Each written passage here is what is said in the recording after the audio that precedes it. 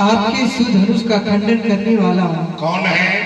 कोई और नहीं फिर बल्कि आपका कोई दासी ही होगा। मैं आपसे हाथ जोड़ करके प्रार्थना करता हूँ, क्रोध को शांत करें हे महाप्रभु। दोनों कर जोड़ते, दोनों कर जो याचना करे क्या क्रोध कीजिए नहीं, बस दया कीजिए। आप आए इते तो कली खिल गई, क्रोध कीजिए नहीं, बस दया कीजिए। शिव धनुष तोड़ने वाला भी कौन है? शिव धनुष तोड़ने वाला भी कोई शिव का होगा, जिसने ऐसा राध किया वह दास आपका ही होगा। जो कृपा पात्र है, जो कृपा पात्र है गुरु का, वह कभी किससे डर सकता है। जिन पर ही कृपा इन ब्राह्मणों की, यह कार्य वही कर सकता है। भजनिहारा हो ताश तुम्हारा, आए सुना कहिए कि मोही, बार बार बिनवो मुनि तोही। मेरे लिए क्या आदेश है? राघवेंद्र तुम कहते हो जिसने भगवान शंकर के महानायक का खंडन किया है, परशुराम जी वो तुम्हारा दास है। क्यों भाई? हमारे गुरु बाबा का कोई आयुध तोड़ा है, हमारी गुरु भावनाओं को कोई ठेस पहुंचावे, फिर वो हमारा दास हो? नहीं नहीं, हम तो उसे सेवक तक नहीं मानते, क्योंकि राम अगर सचमुच वो हमारा सेवक है तो क्या करे? करे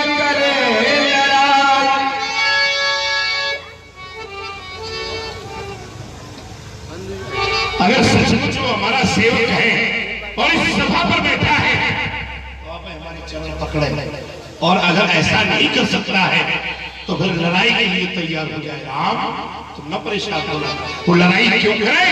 क्योंकि मैंने उसके लिए संज्ञा स्थापित की है, और वो क्या है बेटा? सुनो सुनो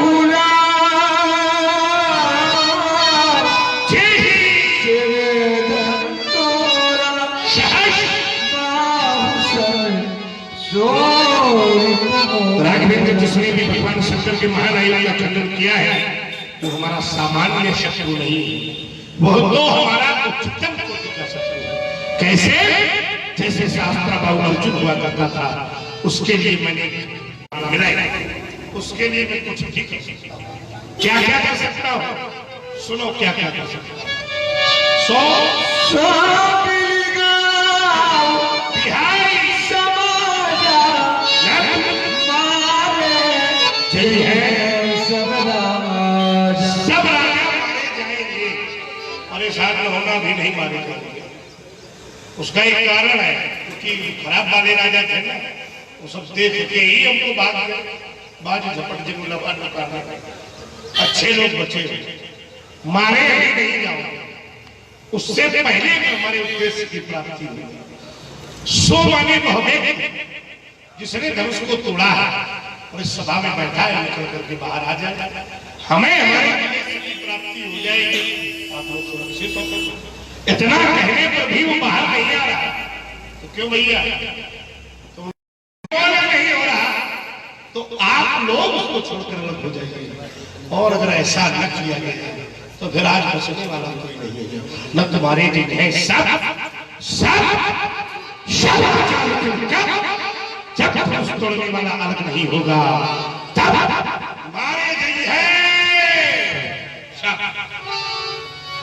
सुन मुनि वचन लखन मुस्काने, बोले परशु धरे अपमाने, बोले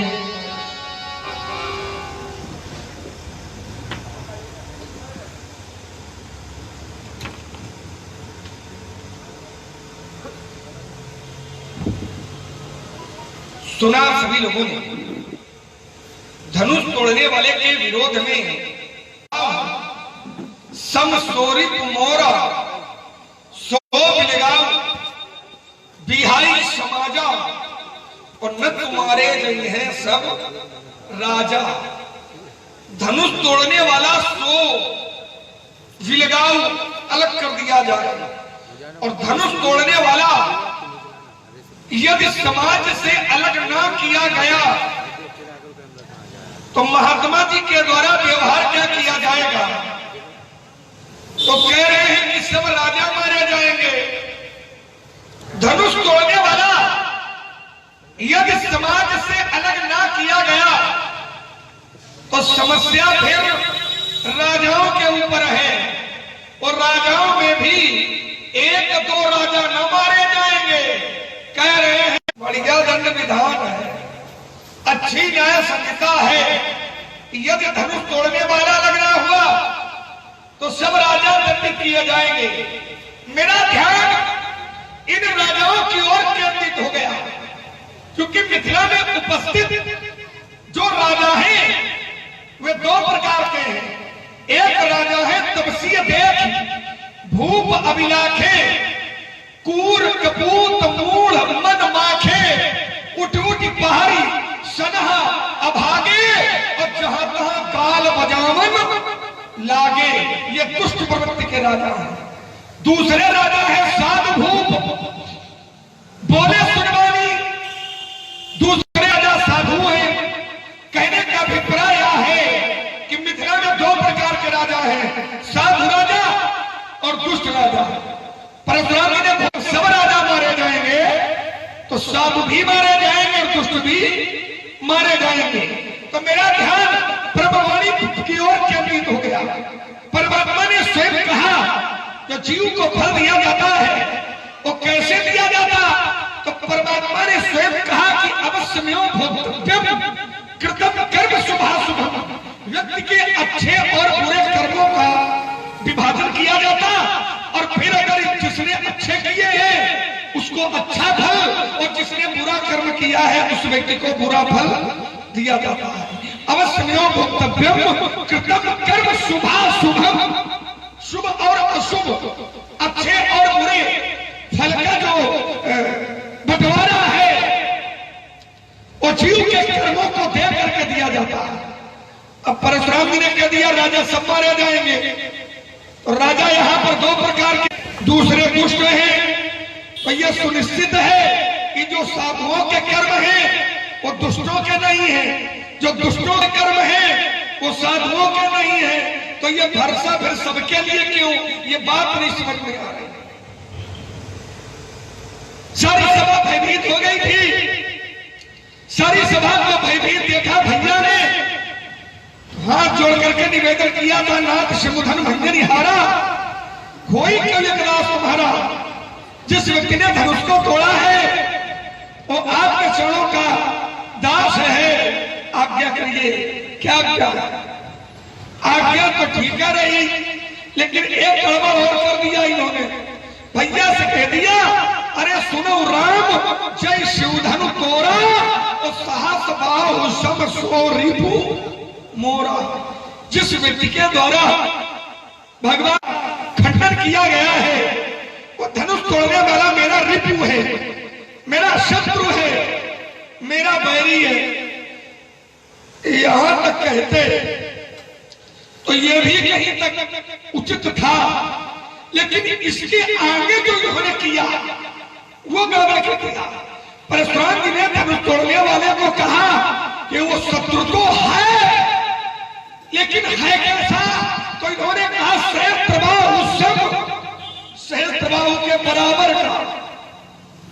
मैं चिंतन करने लगा कि परशुराम जी धनुष तोड़ने वाले की बराबरी कर रहे हैं, जबकि ये विधाता की सृष्टि है और विधाता की सृष्टि में कहीं पर कोई बराबरी नहीं है। क्योंकि विधाता ने जो अपनी सृष्टि पैदा की है तो शास्त्र ने कहा कि सगुन क्षीर अवगुण जलदाता, सगुणों का दूध है, अवगुणों का पानी है, मिला करके विधाता ने इस सृष्टि का निर्माण किया है। जड़ चेतन गुण दोष मय, अगर जड़ है तो चेतन भी है, अगर गुण है तो दोष भी है, अगर हानि है तो लाभ भी है, अगर जीवन है तो मरण भी है, अगर यश है तो अपयश भी है, अगर दिन है तो रात भी है, अगर सूर्य है तो चंद्रमा भी है, अगर गंगा है तो कर्मनाशा भी है। कहने का भाव यह है कि विधाता की सृष्टि में बराबरी नहीं है। तो ये धनुष तोड़ने वाला और सहस्त्रबाहु अर्जुन ये कैसे समान हो जाएंगे? ये बात में कुछ उचित नहीं लग रही। स्वामी जी प्रणाम। हमारा सब कुछ मंगल नहीं, मंगल नहीं, हम कुछ भी नहीं है, चूंकि धनुष टूट गया। एक बात बता दें हमने, क्रोध क्या करना? धनुष का टूटना है, धनुष टूट गया है इसलिए क्रोध कर रहे हो। लड़काई में बाल्यावस्था में हमने बहुत तोड़ी है, और जब बहुत तोड़ी तब कबहू ना सरिस कसरिस कसरिस असरिस नकीन नहीं किया। तो क्या धनुष के प्रति ममता? और यदि ममता है क्या कारण है? व्यक्त करें पूज्यपाद प्रदर्शन। एक तपस्वी की तपश्चर्या में तपाक सा तमच्चा जड़ने वाले अयोध्या के छोटे दुस्साहसी कुमार, तुमने अपने दुस्साहस की परिकल्पना भी नहीं की होगी कि तेरे दुस्साहस का परिणाम कितना दुष्प्रभावी होगा। आइए जरा, सभा का स्वरूप बहुत अच्छा लगा है और लक्ष्मण ने जो तर्क दिए हैं वो भी समीचीन भाव से सबके हृदय में जरूर सुने। लक्ष्मण ने कहा महाराज यार दो कोटि के राजा है, एक साधु है और एक असाधु है। देखो भाई हमारे गुरु बाबा का धनुष टूट गया और इस धनुष टूटने में सभी का षड्यंत्र शामिल है। हमें कोई साधु दिखाई नहीं मिला, लेकिन तुमने अभी बताया कि आज साधु भी है तो सम्मत प्रमाण दिया कि साधु रूप बोले सुन पानी। तो हमने कहा निश्चित रूप से साधु है, और हमने कह दिया कि मारे जाएंगे सब। तो भैया एक बात बहुत ध्यान से बताओ, हमारा उद्देश्य है कि हमें धनुष तोड़ने वाला मिल जाए। हमने राजा जनक से पूछा धनुष के तोड़ा तो अति जर उत्तर दे रब, कोई उत्तर नहीं मिला। इसके बाद इसका भैया खड़ा हुआ, हमने सोचा शायद उत्तर मिल जाए, सीधे से उत्तर मिल जाए। प्रश्न उत्तर आया हुई है एकदास। इसे प्रश्न होगी तुम्हारे देश का क्या नाम है? क्यों भाई उत्तर क्या होना चाहिए? वही है वो एक देश हमारा भैया कह रहा है वही है वो एकदास तुम्हारा। तो भी हमें हमारे उद्देश्य की प्राप्ति नहीं हुई। और सीधा सीधा शास्त्र है, सीधा सीधा व्यवहार है। अगर सीधी उंगली से घी न निकले तो क्या करना पड़ता है? जोर से बोलो। हमने थोड़ी सी टेढ़ी की है तो लक्ष्मण बिल्कुल खड़ा हो गया, चलो जाए। अब कहने लगा कहीं वो साधु है ऐसा। अरे पहले बता दिया जाता कि साधु भी है, हमारा साधु के द्वारा धनुष तोड़ा गया है, तो हम कहे कि उसको शत्रु बनाते। यानी हमारे शत्रुवत घोषणा के पीछे कहीं न कहीं राजा जनक दोषी और तेरा भैया दोषी। अगर शायद इन्होंने पहले ये खोल दिया होता कि जिसने धनुष तोड़ा है वो साधु है या साधु लोग भी है।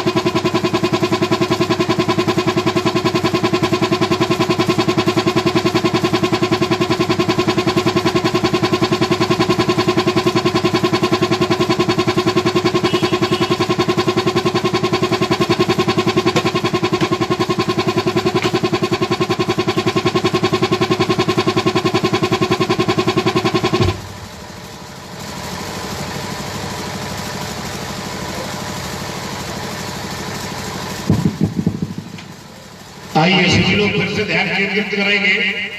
तो लक्ष्मण ने कहा कि पंडित जी ये सब साधु राजा है, सब मारे जाएंगे। तो यहाँ हमारा विचार मारने का नहीं था, हमारा विचार जानने ना, अगर हमें मारना होता क्यों भैया हम फरसा उठाते, इनसे शुरू होते थे 4-5 राजा मारते, तो छठवां खड़ा होते थे पंडित जी हमें न मारो, फलाने से मारने उद्देश्य था तो हम तो ऐसा भी कर सकते थे, लेकिन उद्देश्य यहाँ बेटा मारना नहीं था, यहाँ उद्देश्य भय दिखाकर अपने उद्देश्य की प्राप्ति करनी था। जैसे एक कालखंड में एक अवतार के सामने भी एक समस्या आई, तो उस अवतार ने भी भय दिखा करके अपनी समस्या का समाधान, साधु था वो मार्ग से च्युत हो गया, तो अवतार ने कहा कि भय दिखाए न आबहू तात सखा, आगे वाला छोड़े था ही साधु प्रवृत्ति का व्यक्ति था और वो मार्ग से हट गया था, तो भगवान ने भी कहा था कि भय दिखाए न आबहू।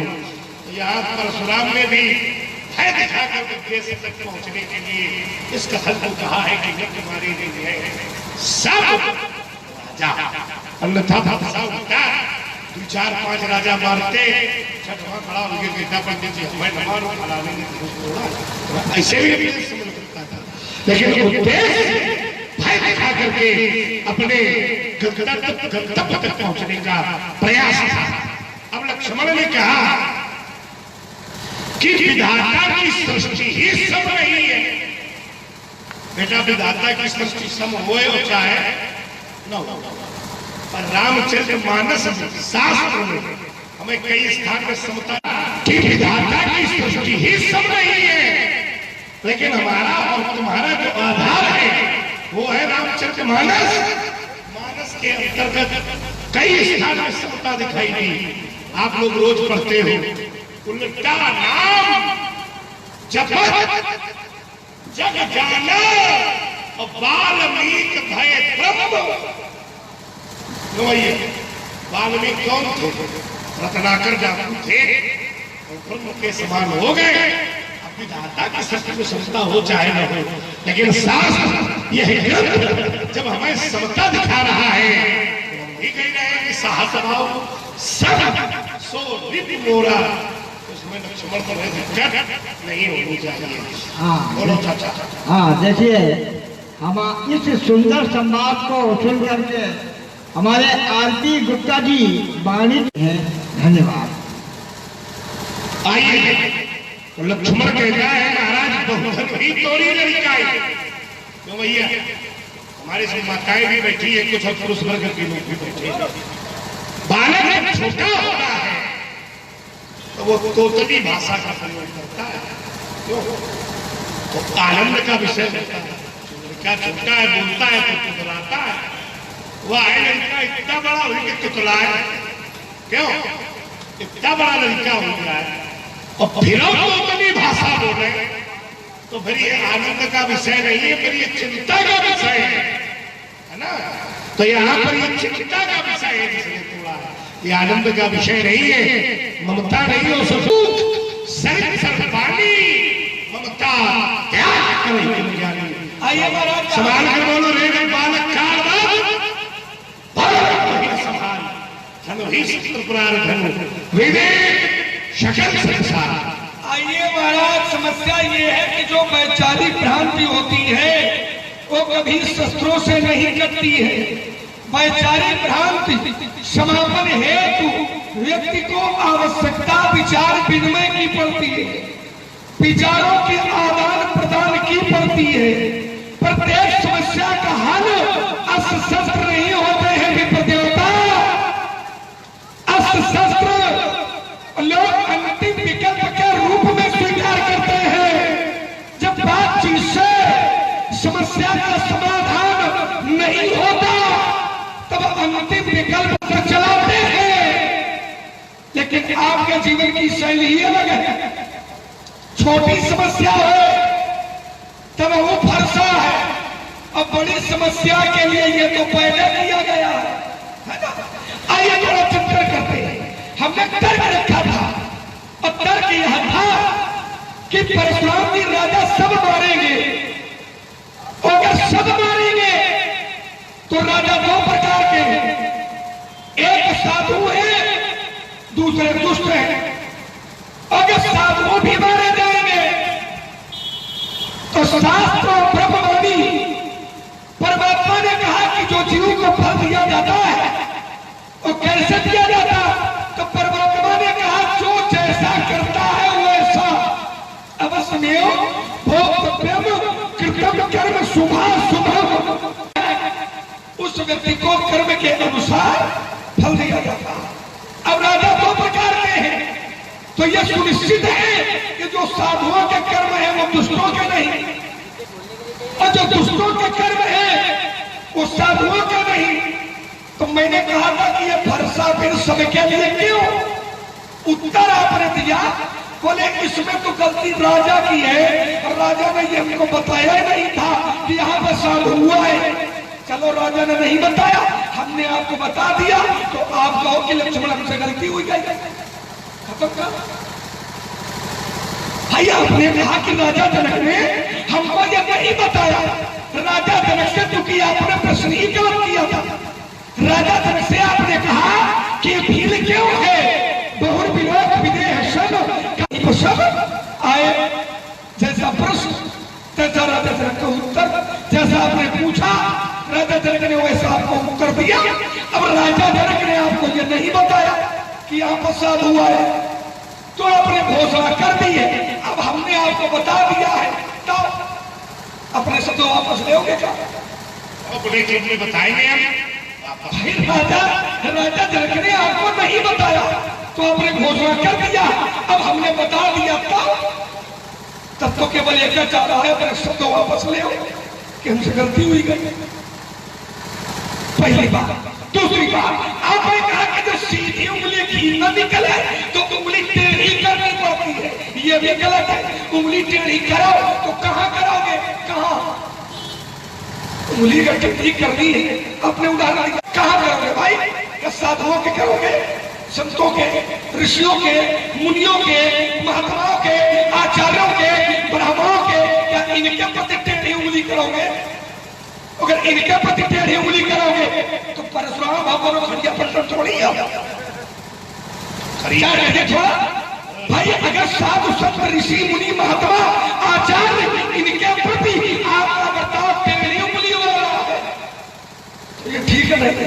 टेढ़ी उंगली राक्षसों से करो, पापियों से करो, अत्याचारियों से करो, अनाचारियों से करो, व्यभिचारियों से करो। यहां अगर टेढ़ी उंगली करोगे तो प्रशंसा मिलेगी, और साधुओं के साथ में टेढ़ी उंगली का बर्ताव करोगे तो जब भी आवश्यकता पड़ती है तो परमात्मा पे भयभीत करता। अब मेरा तो उद्देश्य है कि भय दिखाओ और काम बनाओ, और उदाहरण है अपने परमात्मा का उदाहरण दिया। ये उदाहरण गलत है, क्योंकि परमात्मा अपने भक्तों को, साधुओं को, ऋषियों को, मुनियों को भयभीत नहीं करता। परमात्मा संत ऋषि मुनि महात्माओं को भयमुक्त करते हैं, भयमुक्त। इसका उदाहरण एक दे रहा हूं। एक अत्याचारी के अत्याचार से ऋषि मुनि महात्मा साधु संत देवता सभी दुखी थे। सब लोगों ने एक योजना बनाई, क्या किया जाए? तो सूर्य मुनि गंधर्व मिलकर सर्वा के विरंज के लोग, ब्रह्मा जी के यहां लोग पर विचार होने लगा कि रावण के अत्याचार से मैं बहुत भयभीत रहता हूं, इसका निराकरण कैसे किया जाए? तो कोई कह रहा था क्षीर सागर चला जाए, कोई कह रहा था बैकुंठ चला जाए। भोले बाबा उसी सभा में थे। भोले बाबा ने कहा कि कहीं जाने की कोई आवश्यकता नहीं है, कई समाज गिरजा में रहूं, अवसर पाई वचन एक कहूं कि हरि व्यापक सर्वत्र समाना, अप्रेम प्रकट हो मैं जाना। और भगवान का वहीं पर ध्यान किया गया, भगवान को वहीं पुकारा गया। कैसे? तो शास्त्र को कहना पड़ा कि जय जय सुरनायक जन सुखदायक प्रतिपाद भगवंता गंता। और जब भगवान का ध्यान किया गया तो भगवान ने आकाशवाणी की थी। क्या की थी? कि जन डरते हो, तुम जिससे डरते हो, तुम जिससे भयभीत रहते हो, तुम्हारे भय के समापन के लिए तुम ही लागी थरियों वैसा मैं धरती पर मनुष्य का शरीर बना करके अवतार लूंगा। क्योंकि परमात्मा साधु संत ऋषि मुनियों को भयभीत नहीं करते। उदाहरण ठीक ठीक दे। दूसरा आपने कहा, हमने कहा था कि विधाता की सृष्टि है और यहां पर बराबरी नहीं है। आपने कहा विधाता की सृष्टि में बराबरी हो और चाहे ना हो, लेकिन उल्टा नाम जपति जग जाना, अब वाल्मीकि भय ब्रह्म समाना। अब देखिए हमारे तर्क से यह रामायण की चौपाई है, इस चौपाई में हमारा कोई विरोध नहीं, समझिए। लेकिन हमारे तर्क से ये चौपाई मेल नहीं खा रही है। क्योंकि मेरा तर्क था कि विधाता की सृष्टि में कोई बराबरी नहीं है। और जो चौपाई पढ़ रहे हो वो ब्रह्म की पढ़ रहे हो, उल्टा नाम जपति जग जाना, अब वाल्मीकि भय ब्रह्म, जबकि ब्रह्म विधाता की सृष्टि से परे है। ब्रह्म से ब्रह्मा पैदा है, ब्रह्म से ब्रह्मा पैदा है, लेकिन ब्रह्मा से ब्रह्म पैदा नहीं है। तो मेरा तर्क विधाता की सृष्टि का है और विधाता की सृष्टि में बराबरी नहीं है। इसका मैं फिर प्रमाण पढ़ देता। एक पिता के 4 बेटे होते हैं, 4। सोचिए और चिंतन करिए, फिर सोचिए, बताइए। अगर एक पिता के 4 संतानें हैं तो क्या उस पिता की और चार की चारों संतानें बराबर होती है? अगर एक पिता के चार लड़के हैं, चार बेटे हैं, तो क्या उस पिता की चार संतानें, उस पिता के क्या वो चार बेटे, क्या वो बराबर होते हैं? नहीं होते हैं। ये शास्त्र कहता है कि एक पिता के विपुल कुमारा तो होई पृथक, कुल शील आचारा, कौ पंडित, कौ तापस ज्ञाता, तो कौ धनवंत, सूर को दाता। जब एक पिता की चार संतानें बराबर नहीं होती हैं, तो ये धनुष तोड़ने वाला और सहस्त्रबाहु अर्जुन ये कैसे बराबर हो जाएंगे? जब एक मां के गर्भ से पैदा होने वाले उस मां के चार लाल बराबर नहीं होते, तो अलग अलग माता की गोद में खेलने वाले सहस्त्रबाहु अर्जुन और धनुष तोड़ने वाला ये कैसे बराबर हो जाएंगे? समाज से लिखित प्रयोग करते हुए मैं अपनी वाणी पर सभी लोग ध्यान केंद्रित करें। लक्ष्मण का पहला आरोप और बड़ा गंभीर आरोप है। अब हम बता रहे हैं, चलो गलती मानो कितना विचित्र करते हैं। मुख्य दोषी क्या है? चलो पहले दोनों लोग मिलकर जनक का अंत करें, इसके बाद हम गलती नहीं मान लेंगे। चलो भाई, दोषी कौन है? यहाँ साधु है, धनुष तोड़ने वाला साधु है। अगर ये जनक के द्वारा बता दिया गया होता तो समस्या न होती। समस्या उत्पन्न कहां से है? जड़ को ढूंढ नहीं रहे हो, पत्तों पे छलांग लगा रहे हो। भाई चिंतन करो, इस समस्या की जड़ क्या है? जड़ है राजा जनक का समुचित देना। हमने पूछा कि तोड़ा अतिगर उत्तर दे नहीं, समस्या तो से है ना। हमारे देखे सब राजा क्यों भाई? चिंतन करो सभी लोग।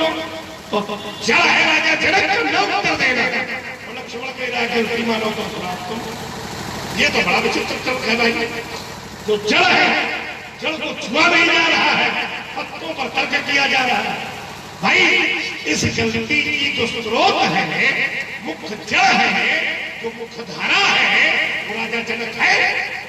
तो ये कि आप पंडित जी मिलकर देवों जनक को पहले मरिए तो काम तुम्हारा बनेगा, तो तर्क तुम्हारा ठीक है। अब तुम कहो हम बता रहे हैं गलती मानो, अरे तुम पहले क्या नहीं बता रहे, पहले बता देते। जब हमने तुम्हारे ये सब राजा करके खड़े होकर बता देते इतने बड़े शुभचिंतक रहा, और जब हमने घोषणा कर दी तो उसके बाद हाँ तुमने तुम्हारा एक बात प्रस्तुत की, अशुभ कर्म तुम्हारी और ईश देत फल हृदय। एक ब्रह्मवाणी का सूत्र भी पढ़ा, अवश्य में ब्रह्मवाणी का भी पढ़ते हो तो ब्रह्मवाणी का एक सूत्र और ले ले। उसी ब्रह्मवाणी में एक सूत्र कहा गया है कि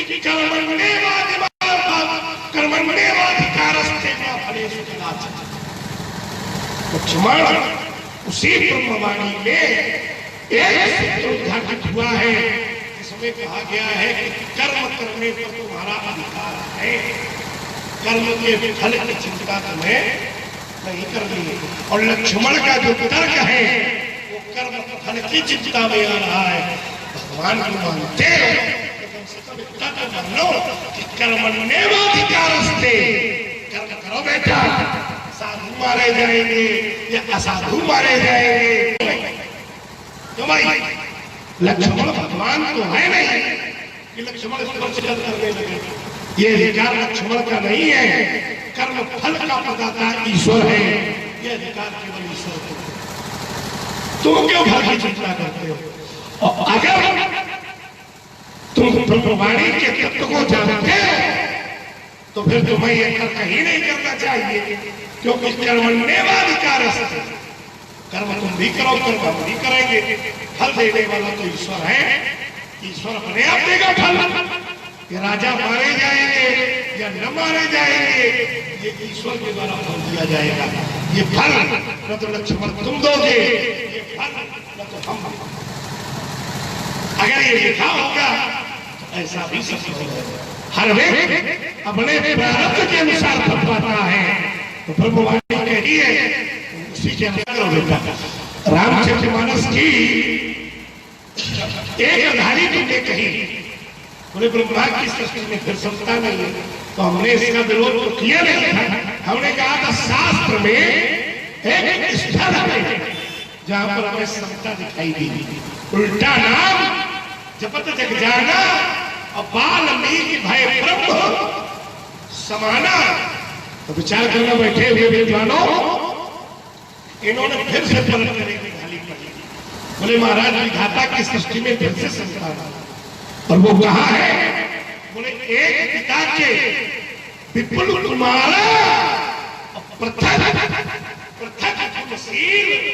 अचारा, वो पंडित को तापस ज्ञाता, वो धनवंत सूर को। बेटा यही से रामचरितमानस बंद हो गई है। स्वयं होई और सब पर पिता ही प्रीत सब। एक पिता के पुत्र भले ही चार हो, उनके गुण धर्म शील सब कुछ अलग अलग है। लेकिन पिता से पूछा जाएगा कि तुम किससे प्रेम करते हो, तो शास्त्र कहता है कि सब पर पिता ही प्रीत सब हो। वहां भी पिता के प्रेम में सत्ता दिखाई दे रही है। अब लक्ष्मण को न दिखाए तो बड़ी समस्या है। समाज शैली का प्रयोग करते हुए अपनी वार्ता को रोक रहे हैं। और मैं यहीं से प्रारंभ हो रहा हूँ। आपने कहा चार बेटे हैं पिता के, लेकिन जो पिता का प्रेम होगा वो चारों पर बराबर होगा। हम कहते नहीं होगा। अगर एक पिता के चार बेटे हैं तो जो पिता का प्रेम है स्वामी जी, और उसके उदाहरण जीते जागते आप खुद हो। पिता का प्रेम चारों बेटों पर बराबर नहीं होता। उसके प्रत्यक्ष उदाहरण परशुराम जी स्वयं है। कैसे? उसका प्रमाण है। यह उदाहरण इसलिए है क्योंकि इनके ये 5 भाई है। परशुराम जी 5 भाई है। वो इनके पिता ने आदेश दिया इनके पहले चारों भाइयों को कि तुम अपनी माता का शीश काटो, लेकिन उन भाइयों ने अपनी माता का शीश नहीं काटा, पिता की आज्ञा नहीं मानी। अंत में पिताजी ने आपको आदेश दिया, आपने फरसा उठाया, अम्मा की गर्दन पर लगाया तो माता की गर्दन अलग और था साखी। अब पिताजी की आज्ञा जब आपने मानी तो आपके पिताजी ने आपको वरदान दिया। अगर प्रेम बराबर होता तो आपके 4 भाइयों को वरदान दे देते। आखिर आपे का काहे दिया? क्यों? तो इसके मूल में जब जाओगे तो पिता का प्रेम बराबर नहीं होता है। पिता का प्रेम उस बेटे पर ज्यादा होता है जो बेटा पिता की आज्ञा पालन करने वाला होता है। जो पिता के चरणों का भक्त होता है, पिता के चरणों का, उस बेटे पर पिता का प्रेम ज्यादा होता है। इसमें से थोड़ी खत्म है। हम आपसे कहते हैं रामायण यही पे थोड़ी खत्म है। इसके नीचे पढ़ा कि को तो भगत 4 बेटे होते हैं और 4 बेटों में को भगत बचन बहु कर्मा सपने हो जानी न दूसर धर्मा सो सुत पितु हित प्राण समाना और यद्यपि सो सब भांति अयाना। पिता का प्रेम बराबर नहीं होता। पंडित जी विचार करिए कि पुत्र के कर्मों पर पिता के प्रेम में बंटवारा होता रहता है। अगर पिता की आज्ञा पालन किया है तो वह बेटा पितृ भक्त कहलाता है। माता की आज्ञा पालन करने वाला है तो वो पुत्र मातृ भक्त कहलाता है, और जो मातृ भक्त होता है उसके ऊपर माता का प्रेम ज्यादा होता है। तो नियमावली है। आइए दूसरा तक, हमने कहा था राजा सब मारे जाएंगे, आपने कहा लक्ष्मण ये तो परमात्मा का नियम है, तुम इसमें काहे परेशान हो? नहीं, हम बिल्कुल नहीं परेशान है, पर परेशान होना भी स्वाभाविक है, परेशान होना भी स्वाभाविक है, क्योंकि गलत को गलत न कहना ये भी एक गलत काम है। गलत को गलत न कहना ये भी एक गलत बात है, और सही को गलत करना ये भी गलत है। तो तुम गलत कर रहे हो तो गलत को गलत कहना ये सही है। पंडित जी, हम कोई आपके दबाव में थोड़ी है कि प्रोग्राम और जौन बनाएगा वो कराओगे, हम चुपचाप बैठे देखेंगे, तुमको देखेंगे नहीं दिखाएंगे। हाँ नहीं भाई, आपने उत्तर दे दिया हमने, आपके तो इतने से काम थोड़ी चलेगा। अरे सीधा निराकरण, आपने कहा कि साधु आए हैं, ये हमें जानकारी नहीं है। कोई बात नहीं, जानकारी नहीं है, जरूरी थोड़ी कि सब बातें सबको जानकारी में है। आपको ये जानकारी नहीं था कि यहाँ पर साधु राजा है, तो आपने घोषणा कर दिया कि न तुम्हारे जैसे सब राजा, और जब अब हमने बता दिया कि यहाँ साधु राजा है, तब तो क्या करना चाहिए आपको? विचार करिए थोड़ा। आप कहते जड़ों में जाओ, हम कहते जड़ों में क्यों जाओ? बात ऊपर है ना भाई। हम जिस व्यक्ति को नहीं जानते हैं तो हमने उस व्यक्ति को गलत कह दिया। अब व्यक्ति से जब जानकारी हो गई तो जो हमने गलत कहा है उसकी हमको क्षमा मांगनी पड़ेगी। विचार करिए महाराज, आप नहीं जानते थे कि यहाँ साधु आए हैं, आपने घोषणा कर दी। कहिए कहने के लिए बात हो कि हम अपने शब्द वापस लेते हैं, अगर नहीं हो तो बात तो वहीं पर जो कि जो खड़ी है कि न तुम्हारे जैसे सब राजा के नियम विरुद्ध है, क्योंकि साधुओं को मारना आप जैसे लोगों के अधिकार में थोड़ी है। साधुओं को तुम मारोगे तो राक्षस क्या करेंगे? साधुओं को तुम सताओगे तो पापी क्या करेंगे? साधुओं को तुम मारोगे तो निशाचर क्या करेंगे? साधुओं को मारना आपके अधिकार में नहीं है। आपकी जानकारी में नहीं था वो ठीक है, हमने जानकारी दी है तो ये आप कहा कि साधु नहीं मारे जाएंगे। हमने जो कहा है हम वो अपने शब्द वापस ले रहे, बात खत्म, लड़ाई खत्म। पर अगर लड़ाई बढ़ाने का मूड हो, लड़ाई बढ़ाने का मस्तिष्क हो तो बढ़ाते रहो, चुनौती है आपको, कितनी बढ़ाओगे? क्योंकि हम जब तक जिंदा है पंडित, एक भी साधु को छू न पाओगे, है ना? कितना बाचाल राजकुमार है बनाया इसने। ये लिखा रुको अतिरिक्त लगा हो, अब धीरे हम धीरे अब हमने तुम्हारी में प्रहार को सहा, अब हम शुरू हो रहे हैं, तुम भी सुनो भाई। विषय ये था ही नहीं, विषय ये था, मैंने कहा था कि यहाँ साधु भी है, इसकी जानकारी हमें नहीं है, और जानकारी न देने वाला राजा जनक है। दो प्रस्तुतियों में राजा जनक के विरुद्ध श्रीमान जी ने अपना मुंह एक भी बात नहीं किया। समस्या उत्पन्न कहां से हुई? अभी तीसरी प्रस्तुति दी होगी तो नहीं बोला भाई। समस्या को जन्म देने वाला कौन है? राजा जनक है कि नहीं? मंदिर एक ही बात तो ये भी बोलो कि नहीं, राजा जनक का कार्य अनुचित है।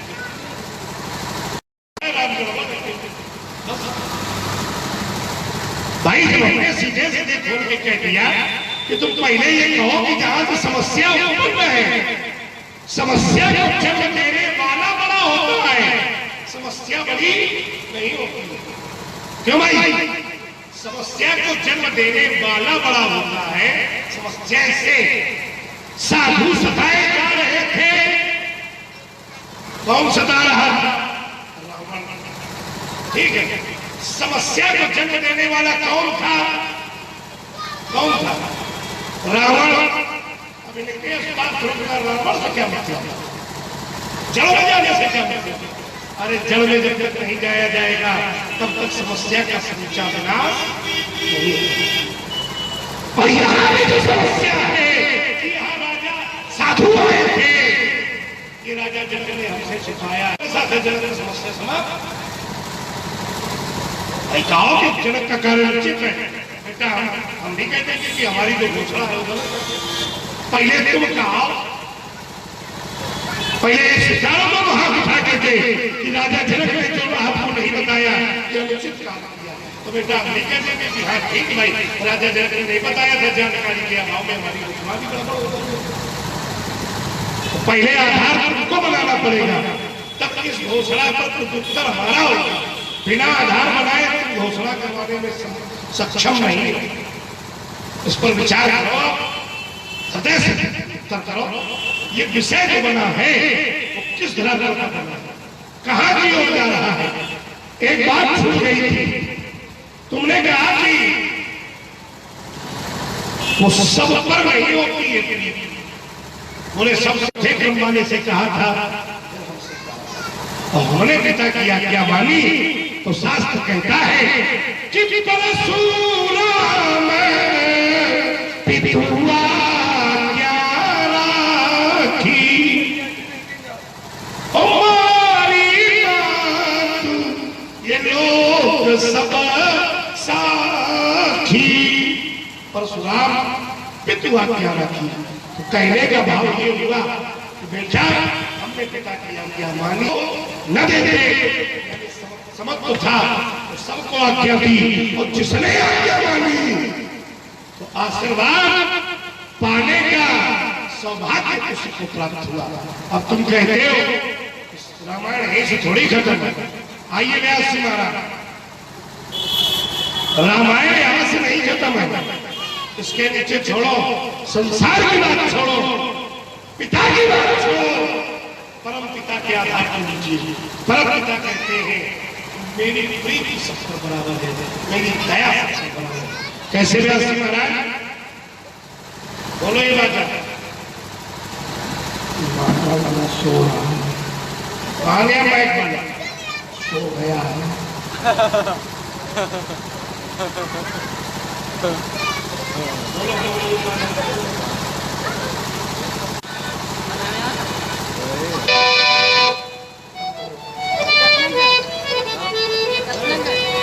परंपरा कहते हैं कि अखिल विश्व मोर उपाया, सब पर मोरी बराबर दाया। बराबर कम ज्यादा की बराबर, तो जो परम पिता का सिद्धांत रहे रामचरितमानस के अंतर्गत है कि अखिल विश्व यही उपाया, सब मोरी बराबर। सामान्य पिता से बड़ा परम पिता होता है, और उस परम पिता के दृष्टि में बेटा लक्ष्मण सब जगह समत्व का दर्शन होता है। निराकरण नहीं कर पाओ। अब आप परमात्मा की ओर चले गए। हमने कहा था 4 बेटे हैं, और 4 बेटों में पिता का प्रेम बराबर नहीं होता है। उसका उदाहरण हमने आपके घर से दिया था।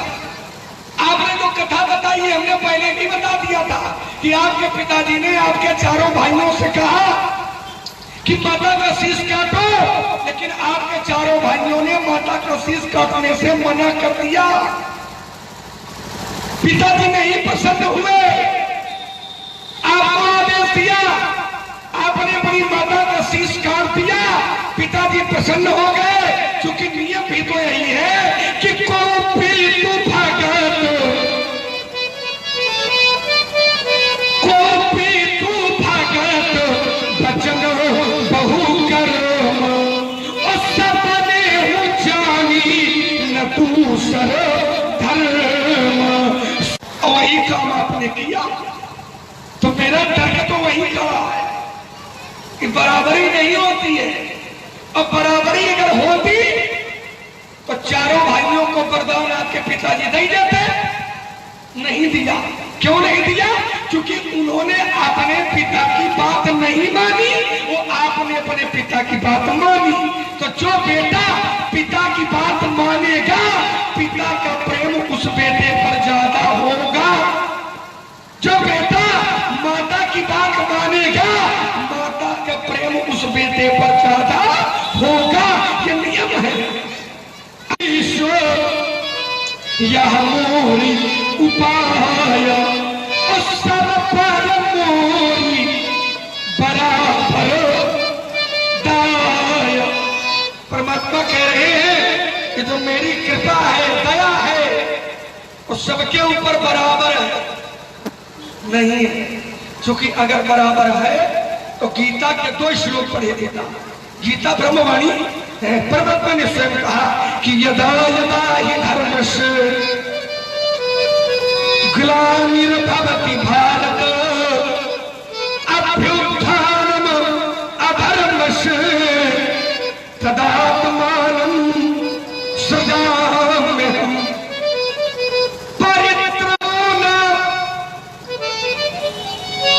विनाशाय च दुष्कृताम् धर्म संस्थापनार्थाय संभावामि युगे युगे। अगर परमात्मा की दया बराबर है तो परमात्मा अवतार लेते हैं। तो क्यों लेते हैं?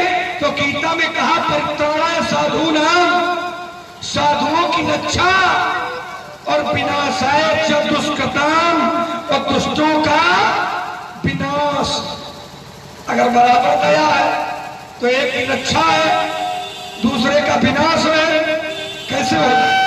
क्योंकि शास्त्र कहता है कि परमात्मा के द्वारा भी कहीं पर कोई बराबरी नहीं होती।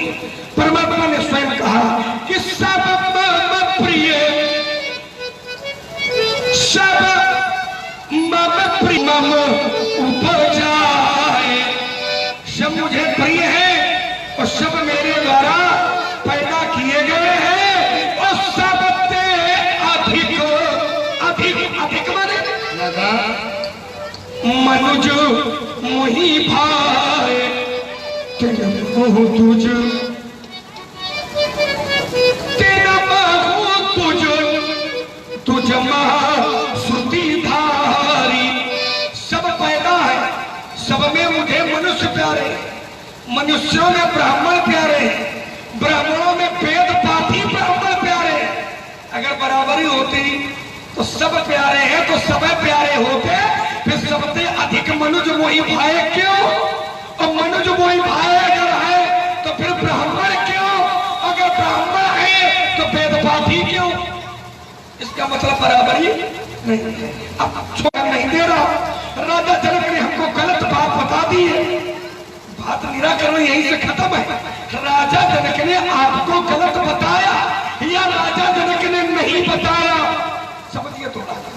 राजा जनक ने आपको गलत बताया या राजा जनक ने नहीं बताया? कुछ भी समझ लीजिए। नहीं बताया या गलत बताया, और आपने घोषणा कर दी कि राजा सब मारे जाएंगे। ठीक है ना?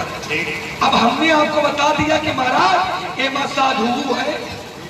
राजा ने नहीं बताया, आपने घोषणा कर दिया राजा मारे जाएंगे। और तब हमने आपको बताया कि महाराज इसमें साधु है, तो आपका व्यवहार क्या होना चाहिए?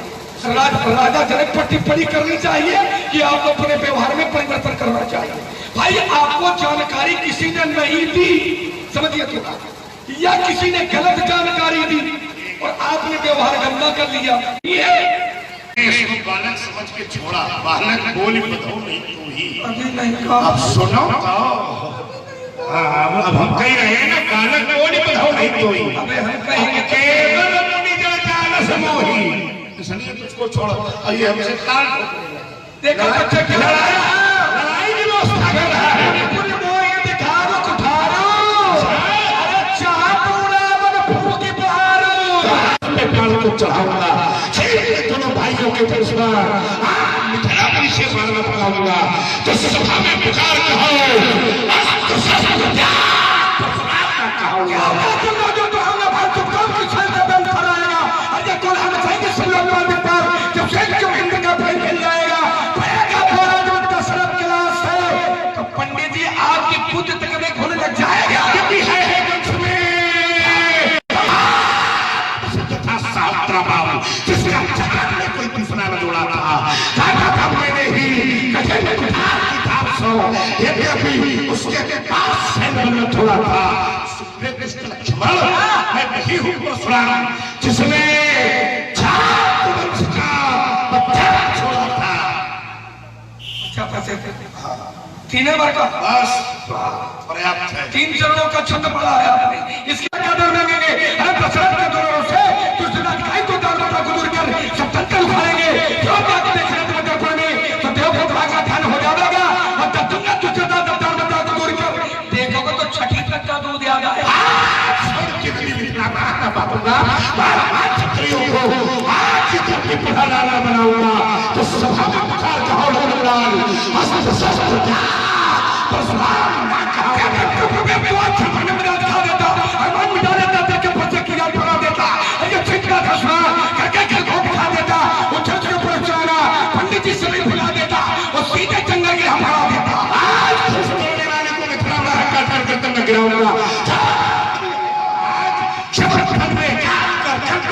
उसकी पीठी फाड़ कर गिराऊंगा तो सभा में पुकार कहो अस्त्र शस्त्र क्या परशुराम ने कहा खल्ला से लड़ने की लालसा लगेगी एक तो हो जाएगी। खल्ला की लोहे गिलबन लिखा बना वो लगता कि लिखने में लेख में जाएगी तो खल्ला करेंगे तो लाशों की लच्छी लग जाएगी। आज सभा में पुकार कहो जिसने दो उसका आज इसकी पीठी फाड़ कर गिराऊंगा। लक्ष्मण हो सावधान अथवा आज करी गर्दन काट कर मिलाऊंगा तो सभा में पुकार कहो अस्त्र शस्त्र क्या परशुराम का कहूंगा। जाने कितने आए वो घमंडी काले और वो जाने कितने आए ये वो घमंडी काले और मिट्टी में मिल गए जब पड़े हमारे नीत पथ पर चले शायद तुम्हें हम छोड़ देंगे।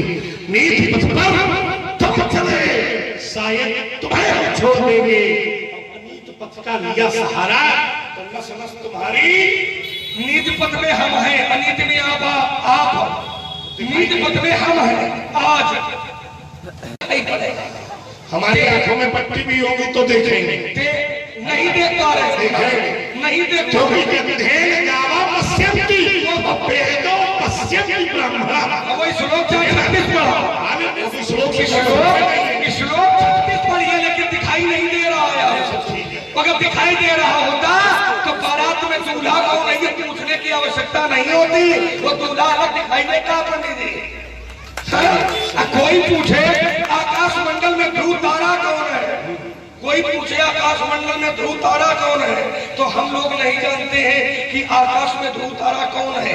कोई पूछने लगे कि आकाश में चंद्रमा कौन है तो कितना बुद्धिमान होई कि आकाश में चंद्रमा पूछ रहा कौन है ना इसलिए दिखाई नहीं दे रहा। आइए महाराजा मेरा जीवन है कैसा है वैसा है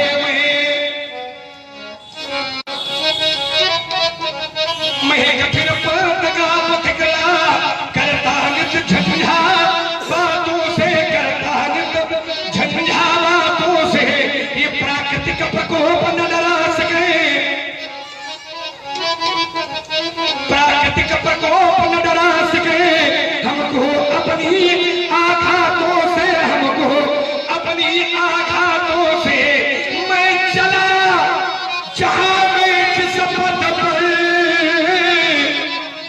फिर नहीं देखा हमने आदि अंत ये वर्षा ग्रीष्म ऋतु शरद शिशिर हेमंत और बीता वसंत सुख से न राग दुख से न पैश हो गया पृथक जगन्नाथों से मैं कठिन पंथ का झंझा बातों से।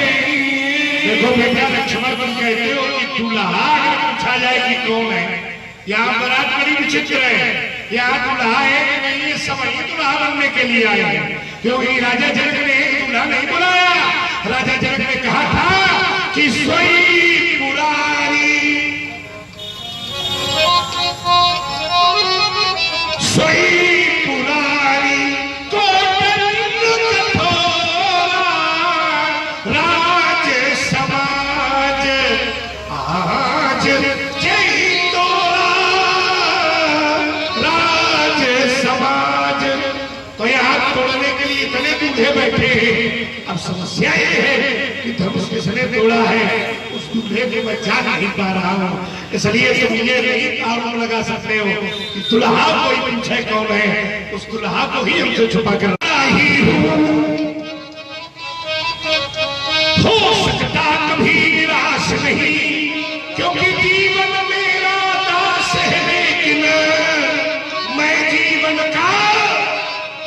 बर्दाश्त नहीं, अग्निकबा खाए आती है, अरे आती है तो आने दे, ये तिमरास की तिमर घटाए छाती है तो छाने दे, मैं अविरल पथकारा ही हूँ, कह सकता दिन को रात नहीं, और ईमान बेच दूं टुकड़ों में, यह मेरे बस की बात नहीं। आपने कहा कि लक्ष्मण यहाँ तो कई दूल्हे हैं, राजा जनक ने कहा था सोई पुरारी को दंड कठोरा, तुम दूल्हे की पहचान कैसे कर पावे? अब आए तो बहुत रहा है, लेकिन दूल्हा बचा तो अब एक है।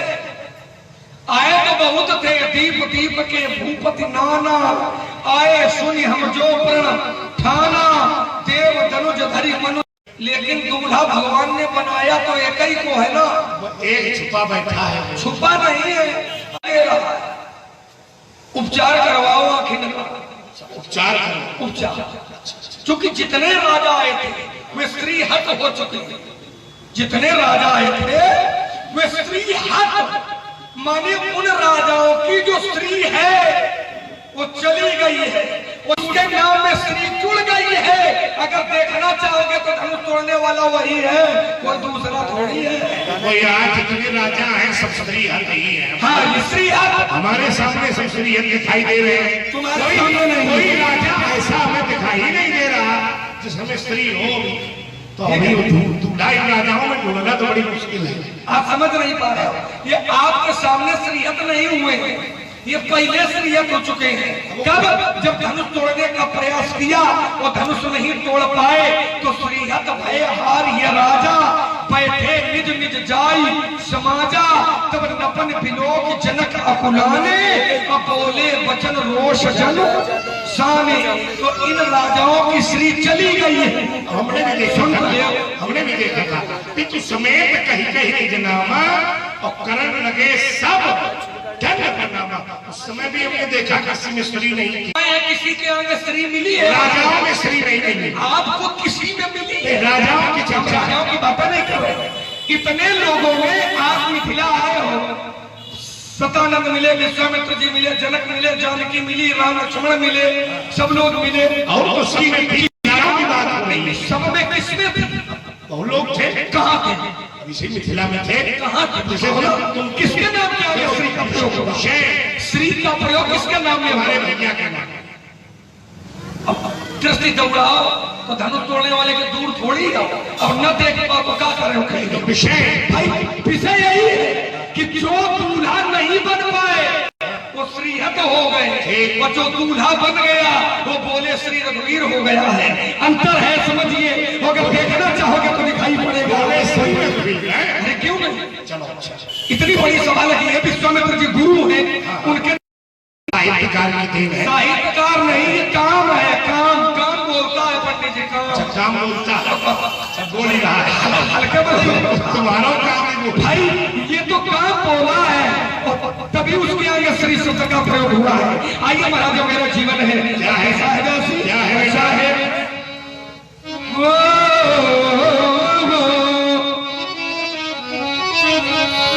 महिम से, अरे वाह, पर विफलता नहीं हूँ, महिम से लहूं, पर विफलता नहीं हूँ, स्वयं चाल हूँ किंतु चलता नहीं हूँ, महिम से लहूं,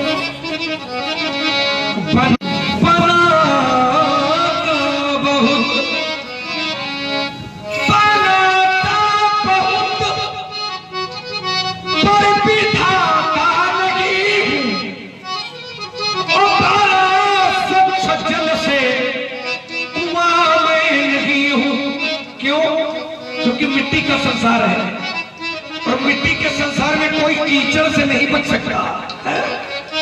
काजल की कोठरी में, काजल की कोठरी कितनों की सयानों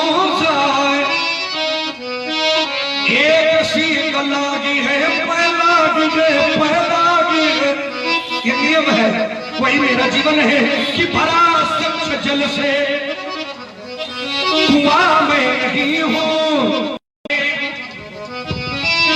गया मैं चला हूं सदा तू सरों से,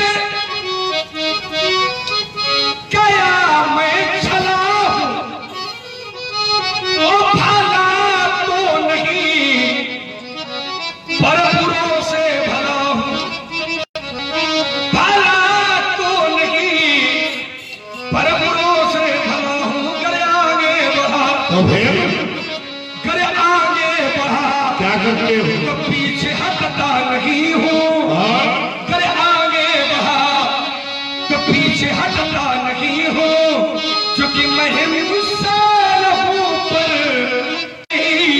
लक्ष्मण कहता है आप जानो जिस पर स्त्री लगी है वही धनुष तोड़ने वाला हो सकता है। देखो भाई, यहाँ विश्वामित्र जी बैठे हैं, सतानंद बैठे हैं, इतने बड़े बड़े लोग बैठे हैं, हम छोटे बालक की वार्ता पर विश्वास नहीं कर सकते।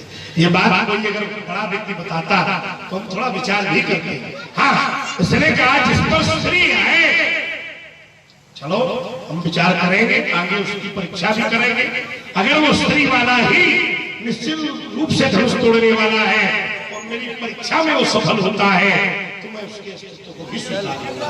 बाकी की नहीं तुम्हारी बात, तो तू ही हुसैन है तो तुझे पिघलना पड़ेगा, और तू स्वयं जान है तो तुझे बेटा बाबा के पाले पड़े भला आज सब न्याय कराऊंगा। छलों में छला है और प्रलय में मला है, किंतु सबसे बुरा तू सबसे बुरा है। सुलगता सुलगता सुलगता सुलगता तू नहीं सुलगता, सुंदर लगता तेरा भैया जरूर सुंदर लगता है, तभी तो राम ही छिटे रहे धत लोचन। बाकी तू सुलगता है तो तुझे धुआं बनना पड़ेगा, और स्वयं ज्वाल है तो तुझे जलना। अगर हिमशैल है तो पिघलना पड़ेगा, तभी ज्ञान गंगा धरणी में बहेगी। हिम शैल माने हिमालय का पर्वत, हिम का पर्वत, हिम का, और हिम कहते हैं बर्फ को। बर्फ जो पिघलती है, कब पिघलती है? या सूर्य का तापमान बर्फ पर पड़ता है, जो सूर्य की गर्मी बर्फ पर पड़ती है तो बर्फ अपने आप पिघलती है। समस्या ये है कि सूर्य में इतनी गर्मी ही नहीं है कि हमको पिघला सके। सूर्य तो हो, सूर्य तो हो, लेकिन सवेरे वाले हो। अच्छा, सुबह सुबह वाले तेरी अवसर शिवभानु भंगा, ओ आयो भ्रगुकुल कमल पतंगा। परशुराम जी के नाम में मानसकार ने सूर्य का पर्यायवाची पतंग शब्द का प्रयोग किया। आयो भ्रगुकुल कमल पतंगा, पतंगा माने होता सूर्य। अब ये सूर्य तो है, लेकिन ये भ्रगुकुल रूपी कमल को खिलाने वाला सूर्य है, और जो कमल खिलता है को पिघलाने के लिए दोपहर का धधकता मौसम चाहिए, दोपहर का। और जब तक यहाँ है, हम जिस गली से निकल जाए, अच्छा, ठीक है ना, जिस मोहल्ले में पहुंच जाए, कहाँ पे आग, कहां से आगे सुमन, जिस गली से निकल रहे हैं पंडित जी,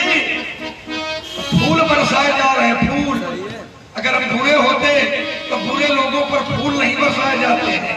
ही हर सही बरसई सुमन सुमुखी सुलोचन बृंद अजाई जहां जहां बंधु दो परमा।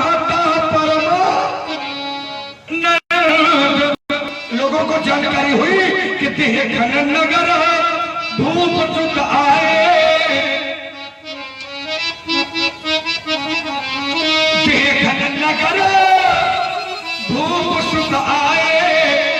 ये समाचार तो भाए भाव काम सब त्यागी, अमन हुर्रम कनधि लूटन लागी।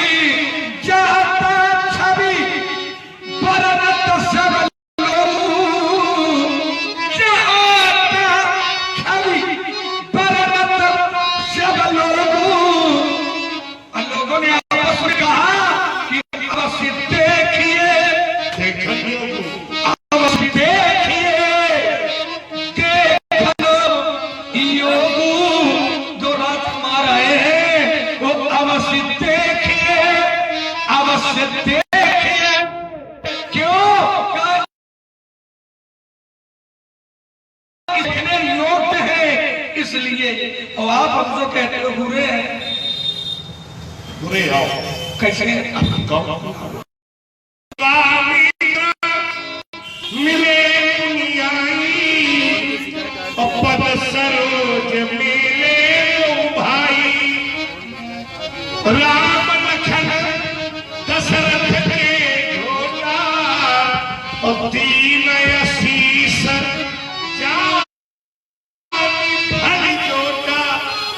भले तो हमको भी लगे, लेकिन चतुरो हमारा आशीर्वाद पाके हम इसे ताड़ ठोकने लगे, समस्या हो गई ना। तो जिस क्षण से तुम्हारा व्यवहार बदला, सुनी मुनि बचन लखन मुस्काने, अब बोले परसु धरही अपमाने। तुम हमारा अपमान करोगे तो तुम हमें कभी अच्छे नहीं लगोगे। अच्छे से तुम हमको लगे थे जब प्रथम बार देखा, हमारा आशीर्वाद पाया और हमारा आशीर्वाद पाके हम इनसे ताल ठोकने लगे, तब से नहीं चाहिए। तो माने हम बुरे हैं नहीं, केवल आप खातिर बुरे। हमारी तो हमारा व्यवहार तुमसे बुरा है। व्यवहारे में जायते मित्राणि विपुष्टता। ये श्लोक ठीक नहीं है, ये श्लोक नहीं लगेगा। व्यवहार नहीं जानते नहीं लगेगा, क्योंकि मित्र और शत्रु ये तीन प्रकार के होते हैं। अच्छा, ये व्यवहार पर नहीं होते, ये संबंधों पर होते हैं।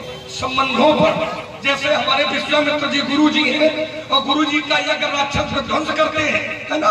और गुरु जी हमारे यहाँ गए थे और पिताजी से कहा था कि अनुज समेत देवल धुना था 1994 में हो सना था।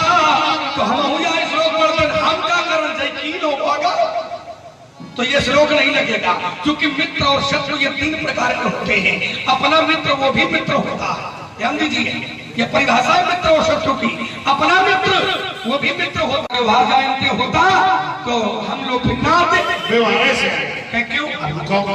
जिस समय तुम्हारे पिता के पास एक पुत्र नहीं थे तो क्या हुआ था, एक बार भूपति मन माही भय मोरे सुत। जब तुम्हारे बाप के पास बेटा नहीं थे, वो हम लोगों के पास आए थे, तो ब्राह्मणों ने कृपा करके तुम्हारे पिता के घर में चारों के ऊपर संकट आया, तो असुर समूह है सदा मोही मैं आयु चाचन नृप तो ही अनुज समेत केवल घुना था निश्चर बधमय तो सना था। तया भी कहीं न कहीं पे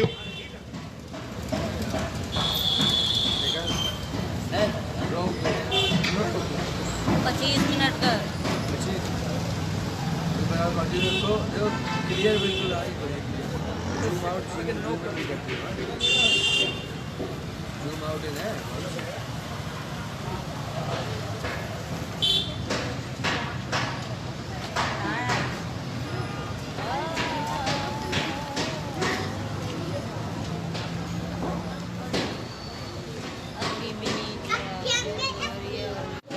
आधा घंटा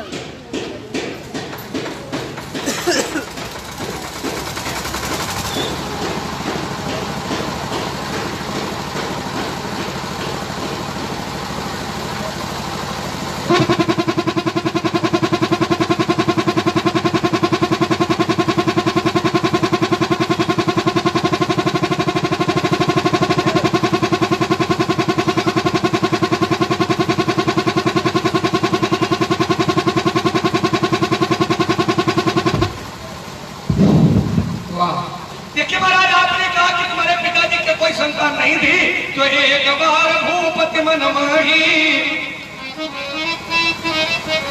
भई ग्लानि मोरे सुत नाही गुरु गृह गया सुख दुख सब गुरु ही सुनायो और कहीं वशिष्ठ बहुविधि समुदायो धरो धीर हुई है सुतचारी और त्रिभुवन विदित भगत है।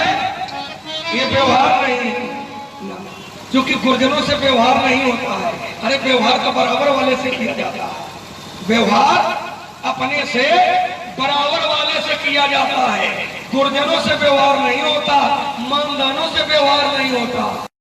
मालूम है, मानदान भी अगर कोई मांगलिक काम में आपके दरवाजे आए हैं तो पढ़े लिखे लोग व्यवहार नहीं लेते हैं। गुरुजनों से व्यवहार नहीं लिया जाता है, क्योंकि गुरु सत्ता ये व्यवहारिक सत्ता के ऊपर है ना। इसलिए हमारे यहाँ गुरु जी गए थे, विश्वामित्र जी ने अपनी समस्या बताई। मैंने कहा कोई बात नहीं, हम लोग आए, विश्वामित्र जी से कहा यज्ञ करिए। विश्वामित्र जी ने यज्ञ शुरू किया और जैसे ही यज्ञ शुरू किया तो सुनि मारीच निशाचर को ही लई सहाय धावा मुनि द्रोही मारी सुबाहु सभी ने आक्रमण कर दिया। और जैसे ही आक्रमण किया तो बिन फन बाण राम कहीं मारा तो सत योजन का सागर पारा पार सर सुबाहु पुन जारा अनुज निशाचर कटक संहारा। मार दिया गया, मारीच को नहीं मारा गया। क्यों? मानो ये संदेशा भिजवाने के लिए कि अपने देश के शासक से कह देना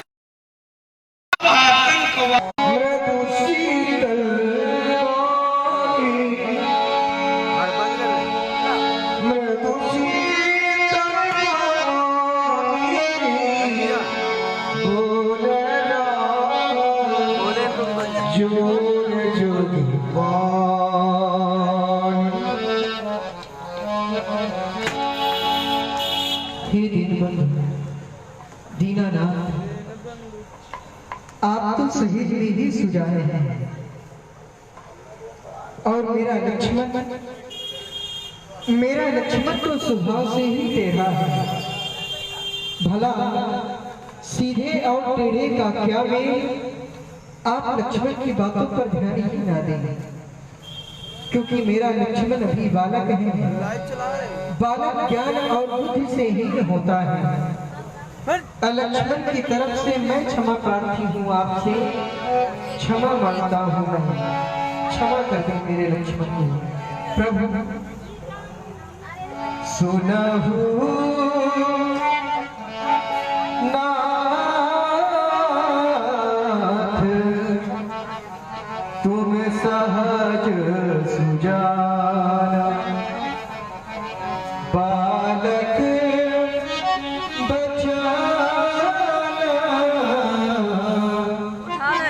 करिया गाना पर रे बालक एक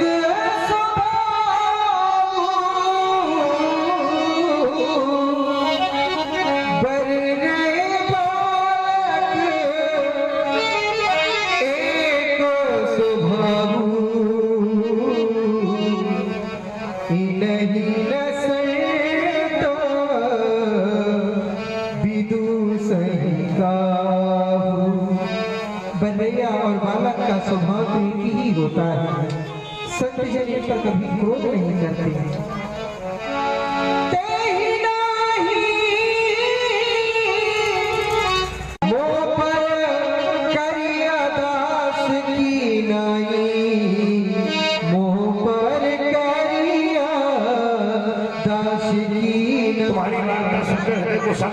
देखता हूँ तेरे भैया को, देखो देखो राम, देखो पीछे मुड़कर देखो। अब इसके तो टुकड़े करने दो, क्योंकि है नहीं भागा है इसका मुझको करने दो। है जगत को बस प्राण हर ले, ऐसे पापी धम का राम साथ नहीं दो।